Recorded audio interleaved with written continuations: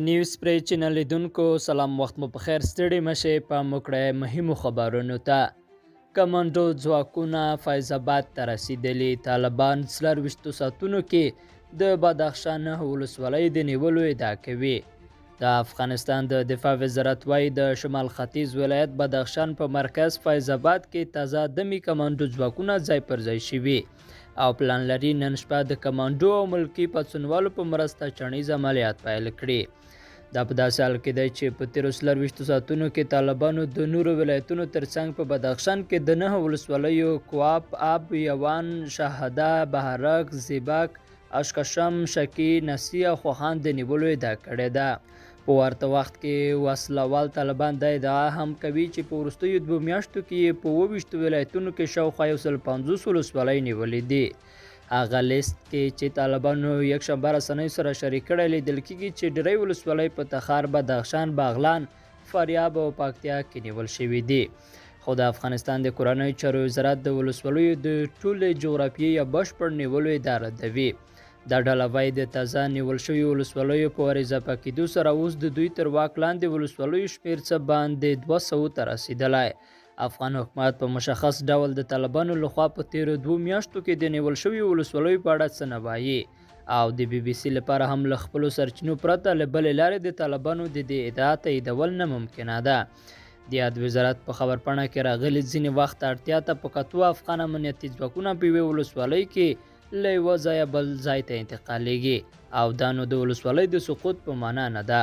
خبرپاڼه زیاتوي په هغو سیمو کې چې طالبان پکې پرمختګ کړی د لنډ مهال لپاره به وي او په وینا یې هیڅکله به دایمي نه وي.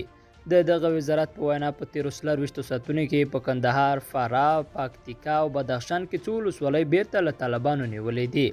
خو د طالبانو ویان ذبیح الله مجاهد وایي له څه باندې 40 تازه نیول شوي ولسوالیو یوازې 3 بیرته افغان حکومت ورنه نیولې دي.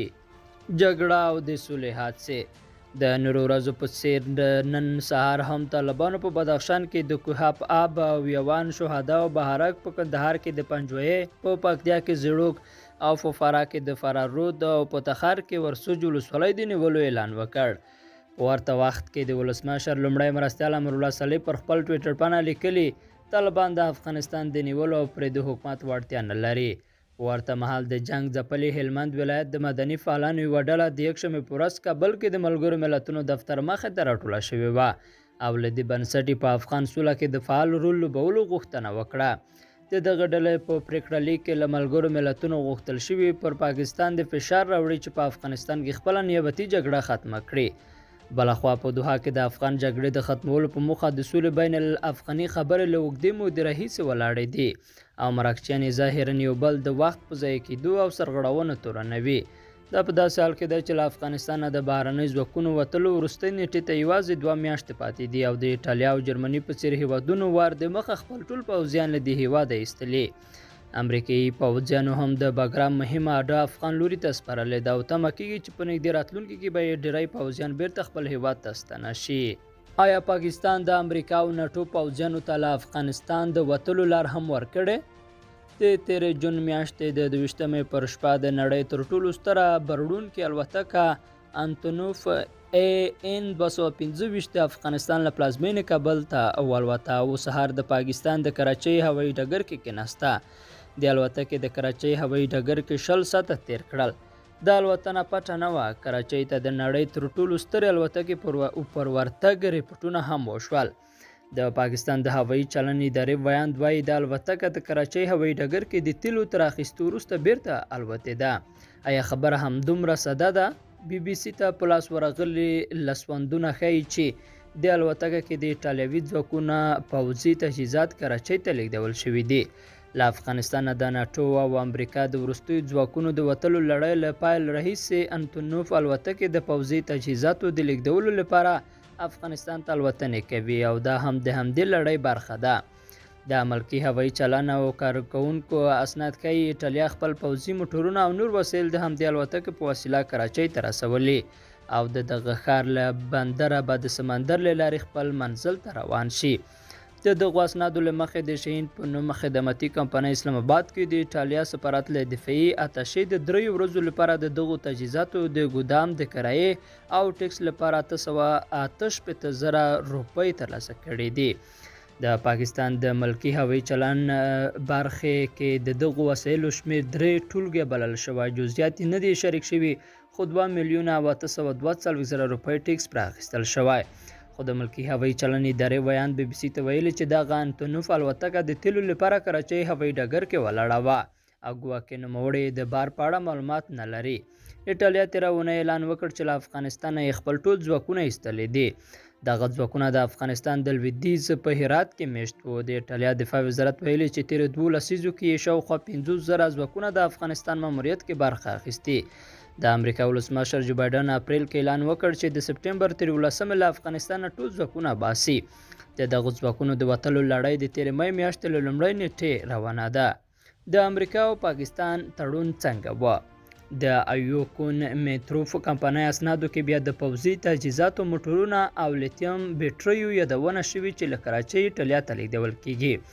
پاکستان د 2000 لومړي کال د سپټمبر 13 له بریدونو وروسته افغانستان ته د ترهګرۍ خلاف جګړې لپاره د ناټو او امریکایي ځواکونو راتګ کې د پول رول ولوباوه. د پاکستان پخوانی پوځي ولسمشر جنرال پرویز مشرف په خپل کتاب د اور پر لیکا کې د هغو شرایطو یادونه کړې چې اسلام آباد پر افغانستان له برید وړاندې امریکا سره منلی و. جنرال مشرف په خپل کتاب کې لیکلي چې د امریکا د هغه مهال بهرنی چارو وزیر کولن پاول د سپټمبر تر بریدونو پر سبا ټلیفون کې ورته وویل چې یا به د امریکا ترڅنګ او یا د دوی خلاف درېږي. د پاکستان د پوځي استخباراتو ادارې ISI مشر د سپټمبر تر بریدونو پر مهال امریکا کې و. هغه وایي د امریکا د بهرنیو چارو وزارت مرستیال ریچارډ ورته ویلي که د ترهګرو ترڅنګ د درېدو پرېکړه وکړي نو دومره به یې بمبار کړي چې د کاڼو عصر ته ورسیږي. مشرف لیکي دا خورا څرګند ګواښ و او داسې ښکارېدل چې امریکا د ځواب ویلو پرېکړه کړې وه.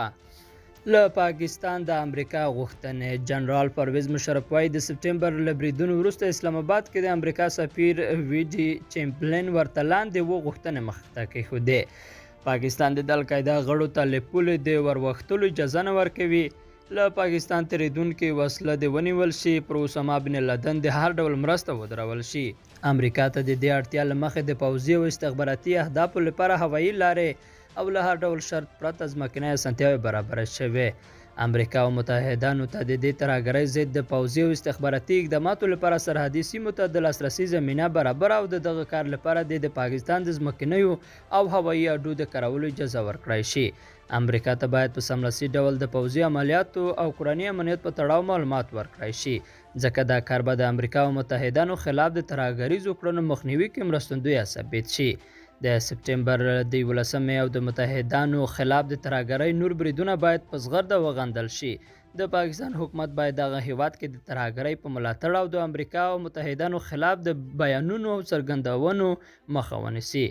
طالبانو ته د تیلو او نورو توکو د لیږد او همداراز د هغو رضاکارانو مخه د ونیول شي چې په ترهګریزو بریدونو او جګړو کې د ګډون لپاره افغانستان ته ځي. که دا ثابتېږي چې اسامه بن لادن او افغانستان کې دغه فعاله شبکه د سپټمبر بریدونو کې لاس لري او طالبان یې پناه ورکولو ته دوام ورکوي، پاکستان به طالبانو سره سفارتي اړیکې پرې کوي، مرستې به ورسره بندوي، د اسامه بن لادن او القاعده شبکه به له منځه وړلو کې به مرسته کوي. لیدونکو له ملتیا مننه، ښې چارې.